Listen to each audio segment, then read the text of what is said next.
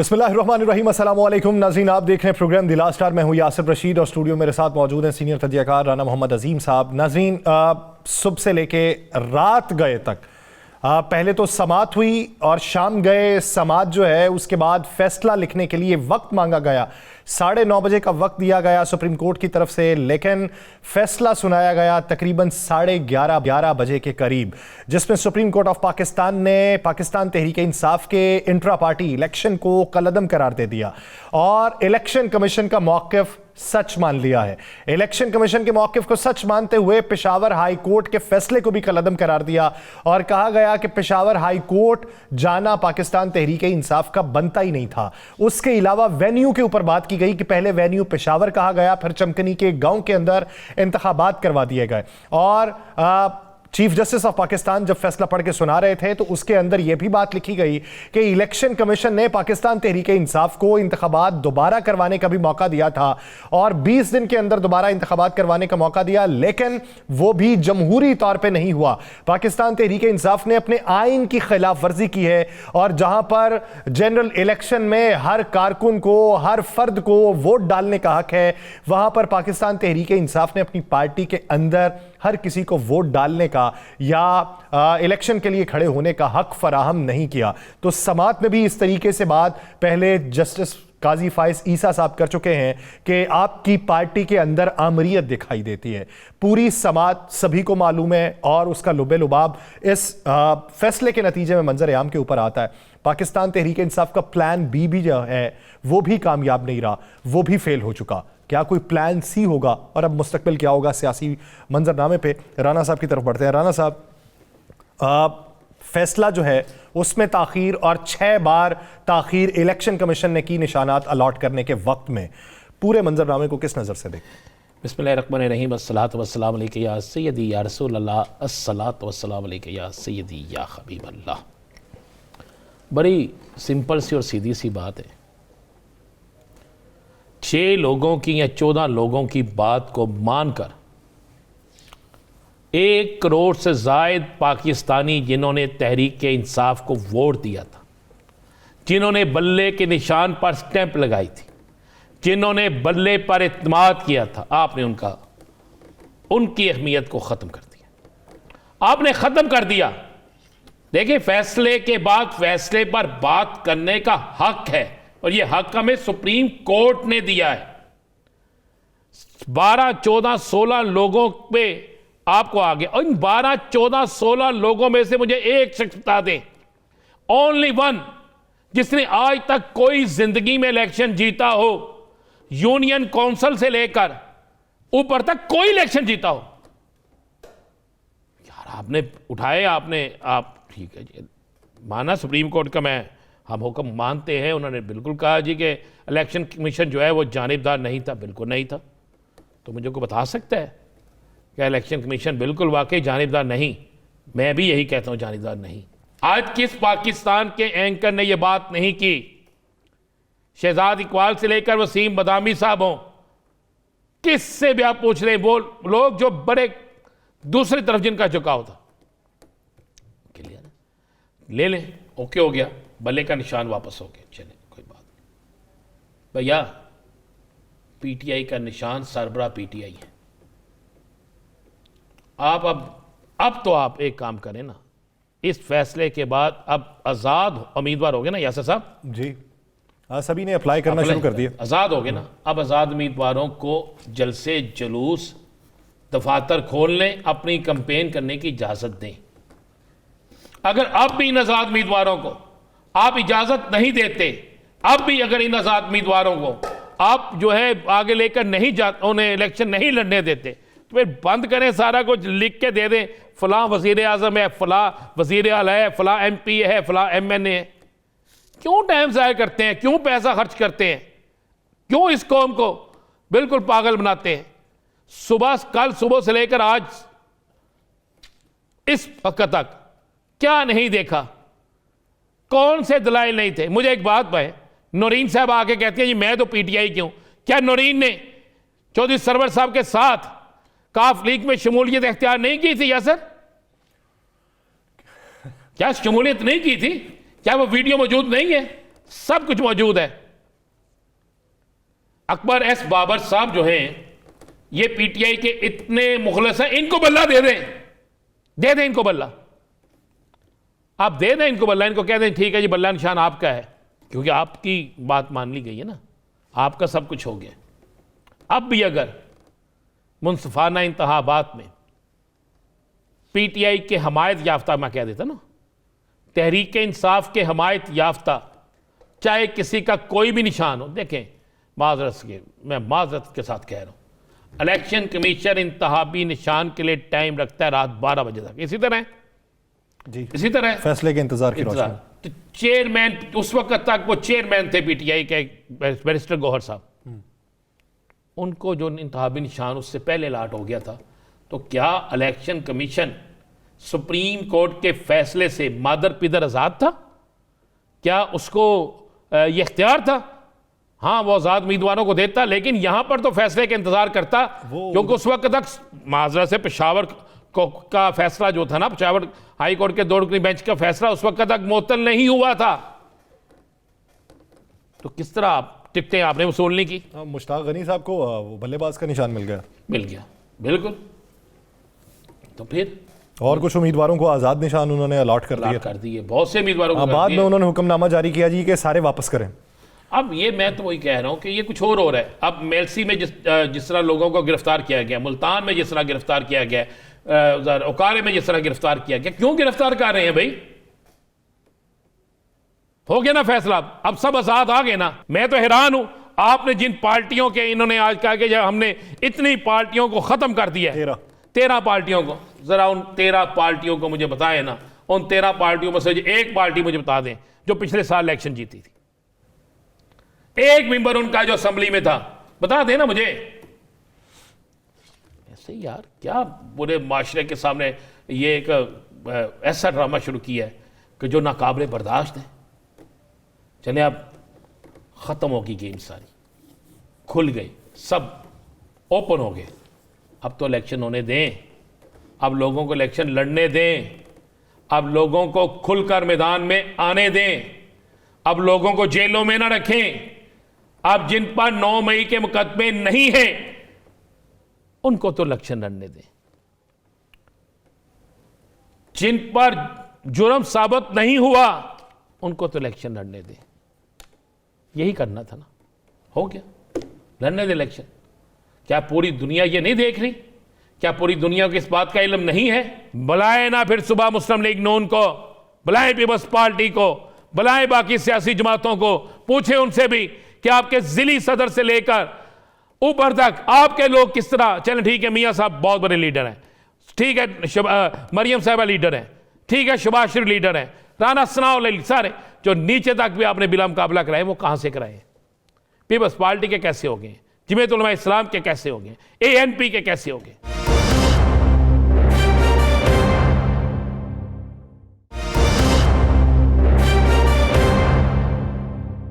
उन्होंने ये कहा है कि पार्टी के अपने मेंबर ने कभी एतराज़ नहीं उठाया, इधर आपके अपने बानी रुकन जो है वो एतराज़ उठा रहे हैं, तो ये फ़र्क है। आज खुद नोटिस इलेक्शन कमीशन नहीं ले सकता, वो किसी ने पॉइंट आउट किया है। ये कुंवर दिलशाद साहब भी ये जवाज़ तौजी पेश कर रहे थे। तो छोड़ ही दें आप, खुदा का वास्ता है।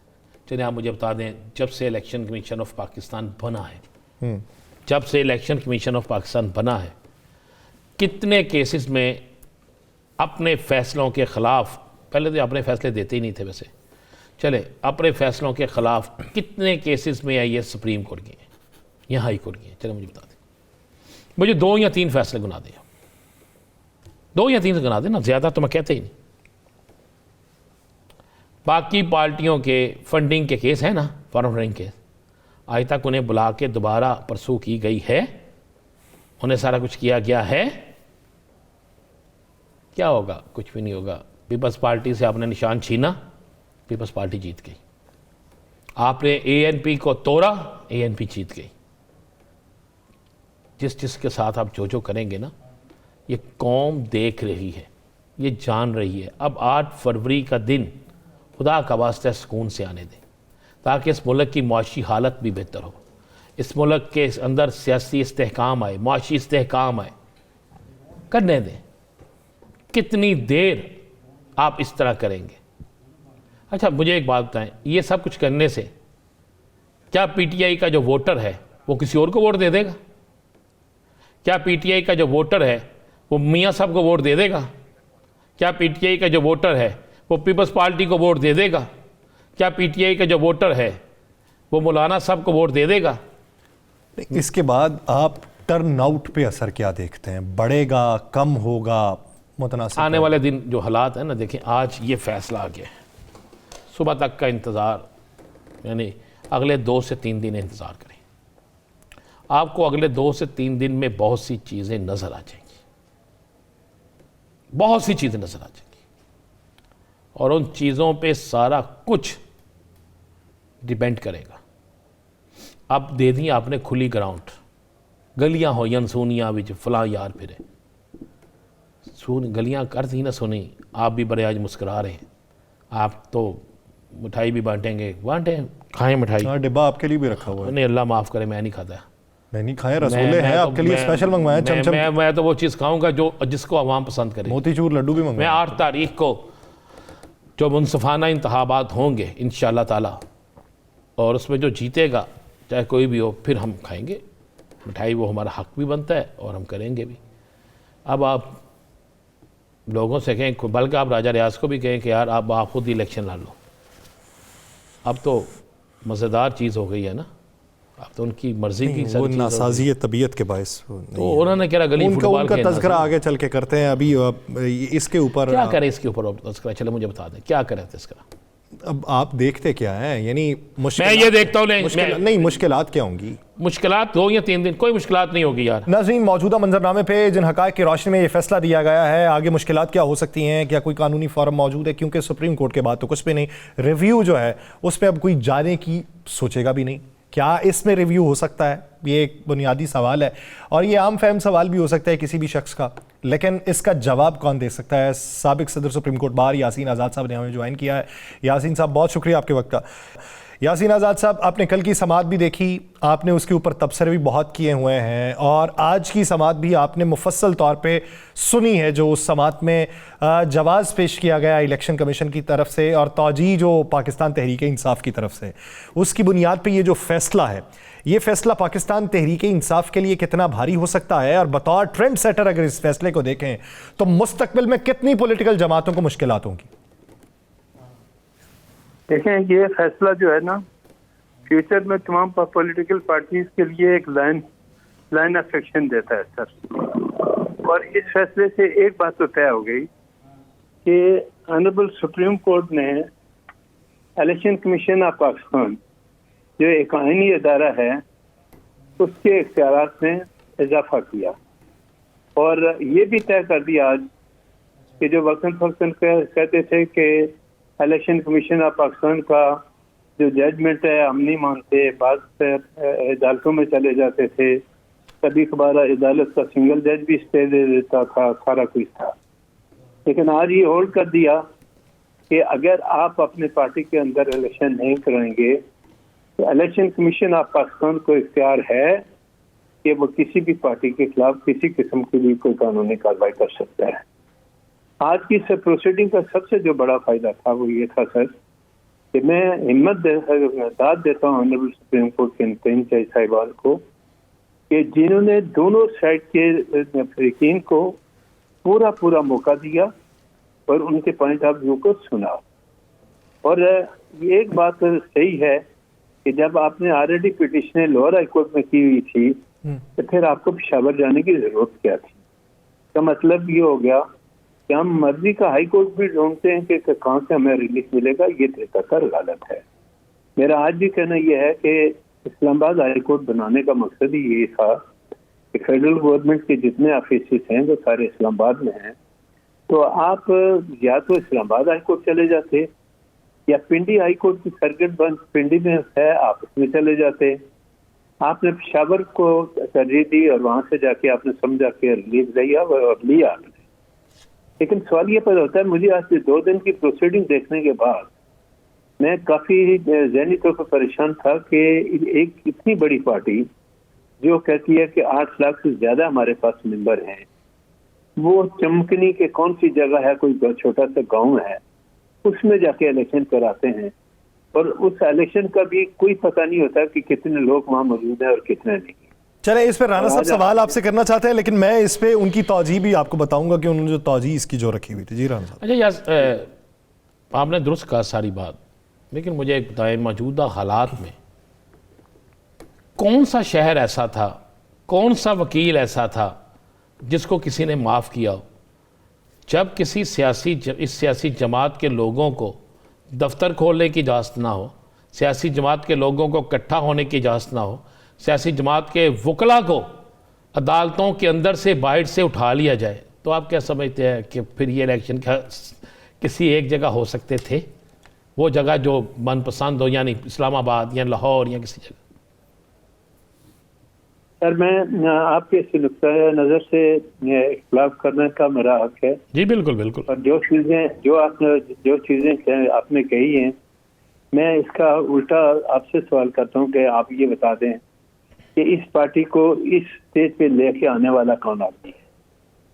और मैं ये समझता हूँ कि इस पार्टी को इस स्टेज पे लेके आने वाला पीटीआई का जो बानी है प्रेसिडेंट है, वो इस पोजीशन में था कि इस पार्टी को इस स्टेज पे लेके आया।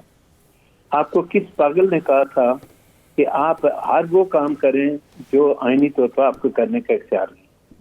आप ये बता दें, क्या ये जुल्म नहीं था कि पंजाब में एक दिन आप रात को इत्तेमाद का वोट लेते हैं और दूसरे दिन एक आदमी के कहने पे पंजाब असेंबली को तोड़ देते हैं, केपीके की असेंबली को तोड़ देते हैं? ठीक है, आईनी तौर पर जब चीफ मिनिस्टर एडवाइस करता है तो गवर्नर उसको बाउंड होता है तोड़ने के लिए, ये बात अपनी जगह पे है। लेकिन इन हालात को खराब करने में आप ये मुझे बता दें कि कौन लोग शामिल है? या 9 मई का जो इंसिडेंट है, मैं ये नहीं कहता, मैं तो वो आदमी हूँ जिसने इलेक्ट्रॉनिक मीडिया पे ये बात कही कि पीटीआई को पूरा मौका मिलना चाहिए इलेक्शन में हिस्सा लेने का, ताकि कल वो ये ना कहें कि हमारे बहुत बड़ी अक्सरियत थी, हम हमारी लोगों में जो हम बहुत ज्यादा पॉपुलर थे, हम जीत जाते। तो इससे फिर एक दफा जो पार्टी इलेक्ट होकर आएगी 5 साल के लिए, 5 साल तक इस पार्टी को जब मौका मिलेगा तो शोर शराबा करना उनका हक है, कानूनी हक है। मैं नहीं कहता कि नहीं है, मैं मेरा आज भी पॉइंट ऑफ व्यू है कि तमाम सियासी जमातों को इंतखाबात में हिस्सा लेने का पूरा मौका मिलना चाहिए। लेकिन सवाल ये पैदा होता है कि जब आपको 4 साल जो आप हुकूमत में रहे, इलेक्शन कमीशन ऑफ पाकिस्तान आपको बार बार शो काज नोटिस देता रहा कि आप अपनी पार्टी का इलेक्शन करा लें, आपने इस तरह तवज्जो क्यों नहीं दिया? आपने इस रिक्वायरमेंट को, कानूनी रिक्वायरमेंट को पूरा क्यों नहीं किया? किसने रोका था आपको? और उसके बाद भी जब आपकी हुकूमत खत्म हो गई तब भी शो काज नोटिस पे शो काज नोटिस जाते रहे। तो आपने कहा जी हम इलेक्शन कमीशन को मानते ही नहीं है। भाई, एक आईनी इदारा है, जिस तरह अदलिया का इदारा है, जिस तरह इलेक्शन कमीशन का है, जिस तरह पार्लियामेंट का इदारा है, ये सारे के सारे आईनी इदारे हैं, इनका एहतराम करना मेरा और आप सबका फर्ज बनता है।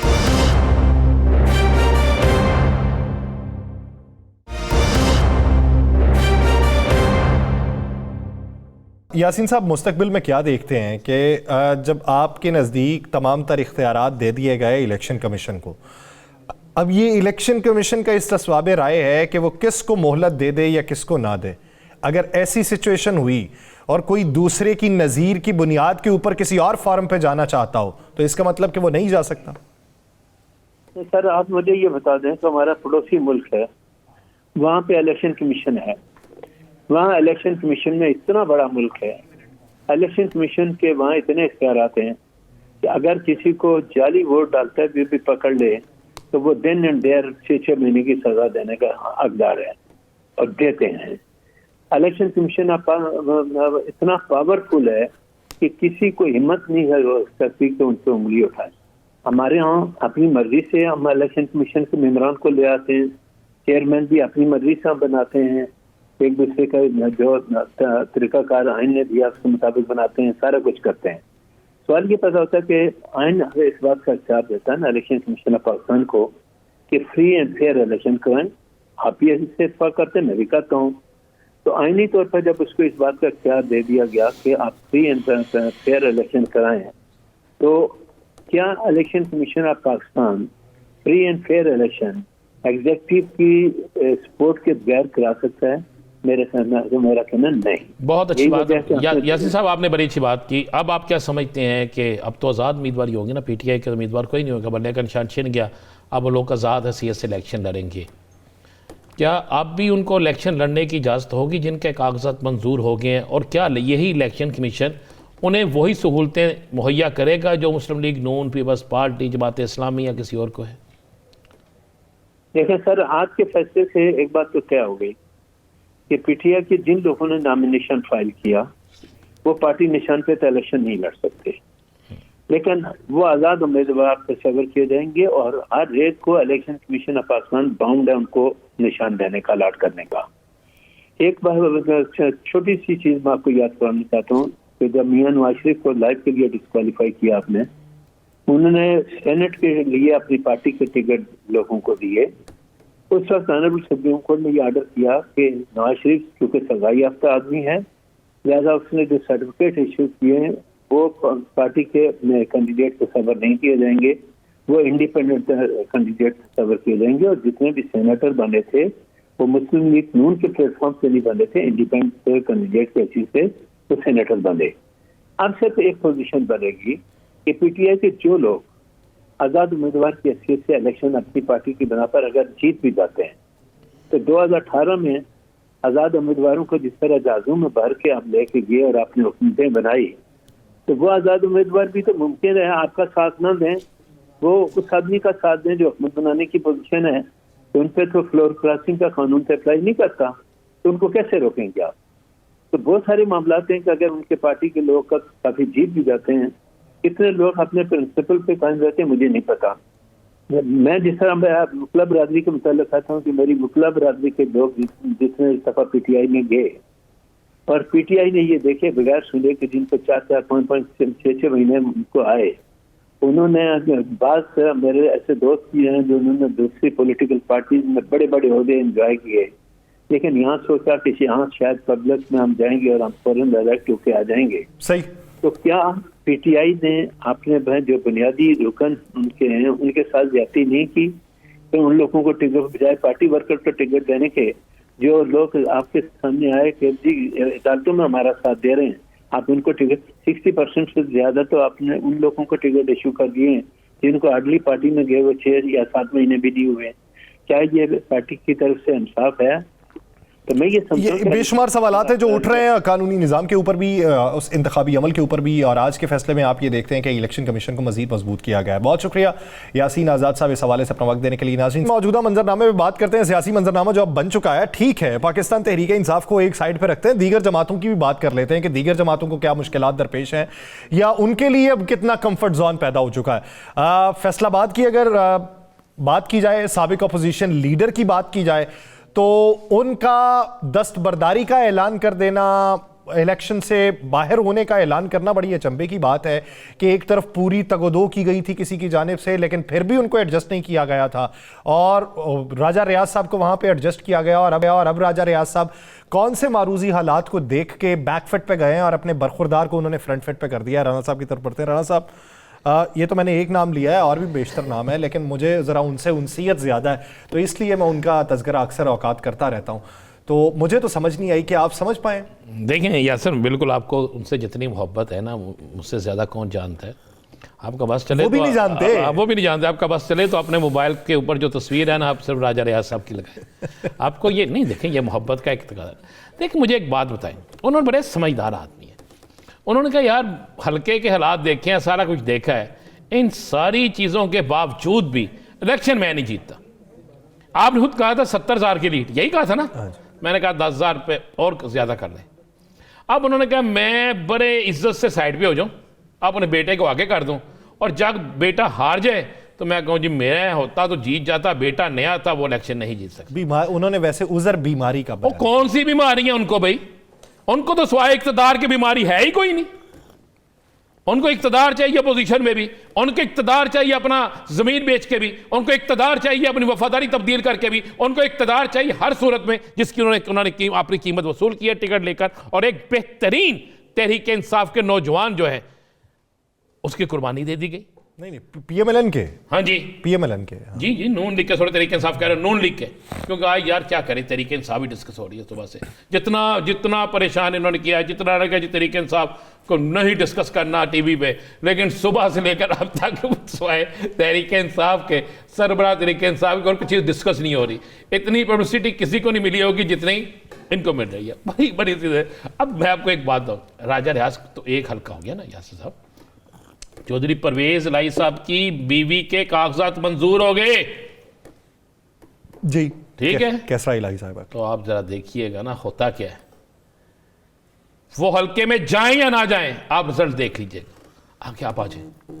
मुल्तान नून लीग का सबसे मजबूत मुल्तान, खानेवाल, कबीर वाला, यहां पर एक ऐसा, इवन डेरा गाजी खान, ये एक ऐसा एक खानदान था राणा खान बरादरी का, जिसे राणा इकबाल जी जी, और उसके बाद राणा सराज इकबाल। अच्छा, बिजनेस के लिहाज से तो वो ट्राइगॉन हैं राणा सराज, लेकिन मुस्लिम लीग नून के हवाले से जो बंदा आज़ाद सेनेटर जीत सकता है, याद है ना आपको? हाँ जी, जो बंदा अच्छे तरीके से याद है। तो जो बंदा, उसके अलावा मैं कह रहा हूं, उसके अलावा पूरे वहां पर सिर्फ नून लीग को खानेवाल से लेकर कबीर वाला, चहानिया, मियाँ चन्नू, बहावलपुर, दुनियापुर, डेरा गाजी खान, राजनपुर, यहां तक उनकी मार जाती थी। वो सब कहां चले गए? पाकिस्तान पीपल्स पार्टी में। और आज उन्होंने क्या कहा कि पार्टी छोड़ते तकलीफ बड़ी होती है, लेकिन ये मफाद प्रस्तों की पार्टी थी। अब इस पे मैं तो इंतजार कर रहा था कि इस पर जरा बात करें ना, जुवेद लतीफ साहब क्या कहते हैं। दानियाल अजीज छोड़ गया, तलाल चौधरी को फारग कर दिया, टिकट नहीं दी, रजब बलोच को टिकट नहीं दी, मुल्तान से ये चले गए। तो मुझे एक बात बताएं, कहां से ये इलेक्शन जीतेंगे? आज इनकी हिदायत पर, मैं इनकी हिदायत कहता हूं, नून लीग की हिदायत कहता हूं, नून लीग की निशानदेही कहता हूं, कितने लोगों को गिरफ्तार किया गया। वो भी इलेक्शन है, मैदान में आओ, मैदान लगाओ, जो जीते वो सिकंदर।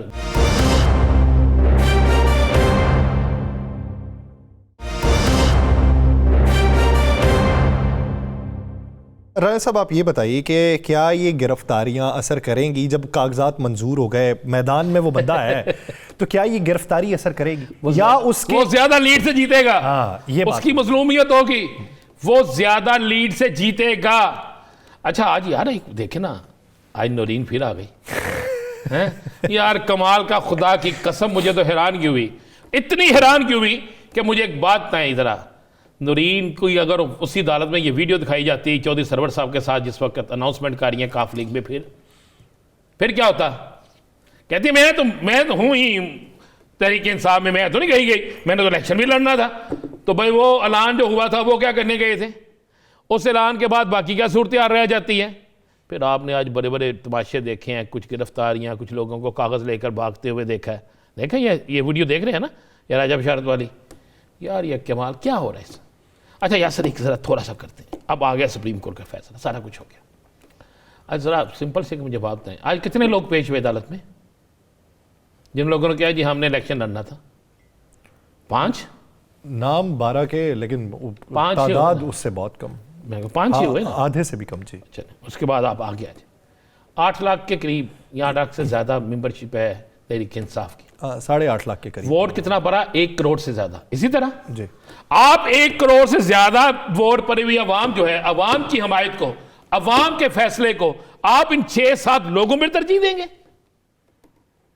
1 करोड़ से ज्यादा अवाम कहती है कि हमें तहरीक इंसाफ चाहिए, हमें बल्ले का निशान चाहिए, हमने बल्ले के निशान पे एतमाद किया है, हमने तहरीक इंसाफ पे एतमाद किया है, और आप उठा के ये कह देंगे कि जनाब नहीं नहीं नहीं नहीं नहीं नहीं, इन 6 लोगों ने इलेक्शन। अच्छा, ये 6 के 6, एक कहता है जी मैं कौंसलर का इलेक्शन लड़ा, किस पे लड़े हो? आजाद से लड़ा। फिर क्या हुआ?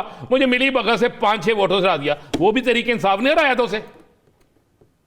लेकिन वो जो करोड़ से ज्यादा वोट है वो 2018 का, उसके बाद करोड़ों वोटर रजिस्टर्ड हो चुके हैं। मैं अब इसी तरफ आ रहा हूँ ना, उस तरफ आ, ये हो गया ना।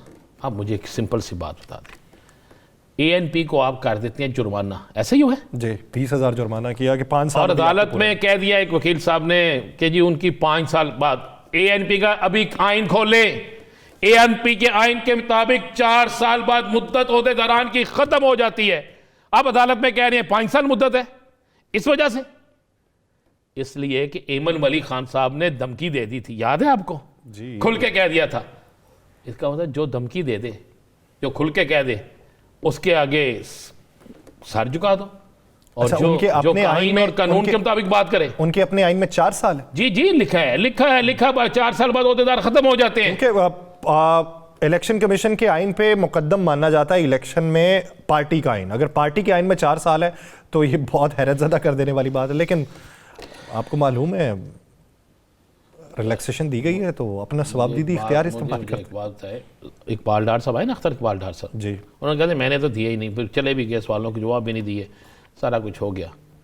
मैं तो कहता हूँ कि फ्रांसिंग करानी चाहिए यासर साहब, उनके दस्तखत की, और उनके साइन जो हैं उनको सामने रख के चेक करवाना चाहिए। स्टैंप भी लगी, स्टैंप भी, सारा कुछ। अगर वो साइन जाली हैं, मुआहिदे के ऊपर भी है ना सर, मैं कह रहा हूं अगर वो साइन जाली हैं तो फिर वो लोग जिन्होंने जाली कार्ड बनाए हैं, इनके ये यानी सर्टिफिकेट बनाए हैं, उनको सजा मिलनी चाहिए।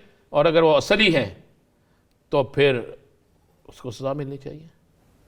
मैं आज तो नहीं, कल के प्रोग्राम में आपको बता दूंगा कौन कितनी दफ़ा कहाँ गया। हो सकता है कल सुबह तक आपको सोशल मीडिया पे वीडियो भी मिल जाए, कौन साइन कर रहा है, किस तरह कर रहा है, किस वक्त मिला, किस तरह गया, किस तरह नहीं गया, ये तो सारा कुछ। और रऊफ हसन साहब ने तो कहा कि हमारे सामने बैठ के उन्होंने, जी मैं अर्ज़ कर, मैं इसलिए कह रहा हूँ कि कौन किस जगह गया, ये सारी चीज़ें सामने जो है ना वो तो आ जानी है। अब वक्त ऐसा नहीं है, अब जो वक्त है ना ये बड़ा ही ज़ालिम भी है। और ये तो एक एक चीज़ जो है वो सामने लाता है यासर साहब, एक एक चीज़ सामने लाता है। देखे इस वक्त सबसे ज़्यादा, मैं ये हल्फन कह रहा हूँ, मुझे सुबह एक नून लीग के बड़े ज़ुबादार शख्स से क्या फ़ोन आया, पहले मैं ये हेयरिंग ही सुन रहा था, तो आपको तो आज सारा दिन तो इसी तरह गर्दन रही और सुनते रहे हम। तो मैंने उस दौरान पहले फ़ोन नहीं सुना, फिर मैंने सुना फ़ोन, मैंने कहा जी, कहते यार एक बात तो बता दो, तुम्हारी अक्सर बातें बड़ी ठीक हो जाती हैं। मैं कहा जी वो क्या बात बता दो, मुझे बता दें ज़रा। उसने कहा यार ये तो बता दो मुझे कि मुस्लिम लीग नून को सब सहूलतें मिल चुकी हैं, हर चीज़ हो चुकी है, लेकिन क़यादत परेशान बहुत है, बेचैन बहुत है, और किसी के साथ भी अब वो उनका वो नहीं है जिस तरह पहले दिन था, 21 अक्टूबर को था, उसके बाद 5, 6, 10, 15 दिन ठीक रहा, अब बिल्कुल बेचैन है, पता नहीं क्या बात है। तो मैंने कहा यार ये तो आप उनसे पूछे ना, ये तो आप उनसे पूछे क्यों बेचैन हैं, ये तो आप उनसे जाके इस बात को पूछो, मुझे क्या पता, मैं कौन सा वहाँ पे जाके मुझे वो बताते हैं, या मैं मुझे नून लीग वाले तो शायद वो उस चक्कर में होंगे कि उंगलियां फेर मेरे बालों में, ये मेरा दर्द सर नहीं जाता। तो शायद आजकल ये चल रहा है कि यानी समझ से बालातर बात है कि सभी कुछ आपको नसीब है, सिर्फ एक ट्रक हल्के में घुमा के और उस पे आवे ही आवे मियाँ आवे का, क्या वो इलेक्शन कैंपेन है? क्या उससे तमाम तरह आपके नताइज निकल आएंगे? यानी बाहर निकलने से क्यों डर? मान लिया कि यासर साहब अगर तो वोटर निकल आया, और अगर वोटर ने निकलना चाहिए, ये जमहूरी हक है, और अगर 60% से ज्यादा वोटर आ गया तो फिर आप बड़े बड़े बुर्ज उल्टते देखिएगा, फिर आप देखिएगा कि गैर मुतवक्को दौर पर रिजल्ट क्या आता है। ये मैं आपको बिल्कुल, मैं वो बात कह रहा हूं जो हम गली मोहल्ले चौक चौराहों पर लोगों से पूछते हैं। आप तमाम टीवी चैनल्स पर सर्वे देख रहे हैं ना, अपने तौर पर भी आप जा रहे हैं, आपको क्या नजर आ रहा है? मैं तो वो एक टीवी चैनल पर सर्वे देखा, उसमें एक औरत से पूछा किसको वोट डालना है, आपने भी वो सर्वे देखा, उसने कहा जी मुस्लिम लीग नून को। उसने कहा पूरी फैमिली, उसने कहा नहीं घर में बाकी जितने लोग हैं सब पीटीआई को वोट डालेंगे। ये एक एक घर की कहानी है। वो नया जो सर्वे हुआ है उसके मुताबिक तो 60% मकबूलियत हो गई मियाँ साहब की। हो गई है लंदन में ना, पाकिस्तान में है? नहीं, कौन से मियाँ साहब की बात कर रहे हैं?